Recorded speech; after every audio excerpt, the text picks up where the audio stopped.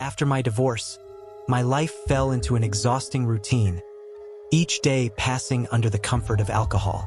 One night, in a drunken stupor, I was attacked from behind and fell into darkness, unable to fight back. When I woke up, I found myself confined in a small room. I tried to breathe, but the air was damp and musty. Looking around, I found 5 other people sharing this predicament with me. They lay neatly on either side of me, like 5 soulless corpses. The room was eerie, surrounded by thick white walls with no decorations or hangings. I went to push the walls but found them to be solid concrete. There were no doors, no windows, even the floor was made of concrete. A dim white light hung alone in the center of the room, casting an oppressive aura. The chaotic state didn't last long as everyone soon regained consciousness. I saw a range of emotions on each face: fear, calmness, and even anger.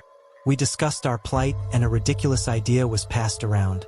Were we caught and then a room built around us? This disturbing thought prowled through my mind like a monster from a nightmare. We yelled, the echo resounding off the room's surfaces. Yet, it was futile and the room's thin air became even more unbearable. It felt like time had stopped as the 6 of us lay powerless in this horrifying room. Surprisingly, one of us found a message written on the wall we were leaning against. Welcome to the 5 here. 5? But we were 6. Was one of us not a human? Or worse, was one of them the perpetrator? This question stung like a needle in our hearts, filling us with fear and intensifying the panic. It's definitely him, the plump woman screamed, pointing to the tattooed, rugged man next to her. He looks exactly like a thug. Shut your mouth, you damned pig. The tattooed man retaliated angrily, and chaos ensued. Just then, a skinny young man donning golden-rimmed glasses stepped in to dissolve the situation. Stop your stupid bickering. We're already short on oxygen. So, the room returned to its foreboding silence.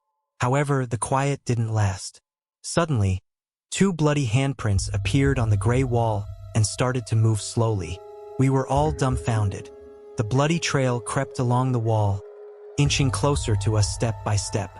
Then, the bloody hand reached out towards the woman beside me. With a shrill scream, her head was severed, rolling onto the floor. Blood spurted from her neck like a fountain, leaving me terrified and pale. On the dirty white wall, a blood-covered finger trailed the woman's blood, writing slowly, "Now, there are 5, followed by a creepy smiley. The hanging white light began to flicker and in a shattering sound, the bulb burst, plunging us into darkness. In this enclosed space, with thin air, pitch-black darkness, and the brutal corpse, the atmosphere frightened the life out of us. It felt like we were at the mouth of a bleak black hole, without any escape. As the oxygen levels declined, we started to battle each other to survive for a longer duration. I picked up the woman's severed head beside me and used it as a weapon against those who tried to attack me. Soon the darkness returned, leaving me alone, filled with fear and indifference. Then the floor began to elevate. The room's height started to shrink and I felt like I was about to be crushed alive. I struggled weakly, aware that everything was cloaked in despair. But still, I mustered the strength to call out one last time, "No!"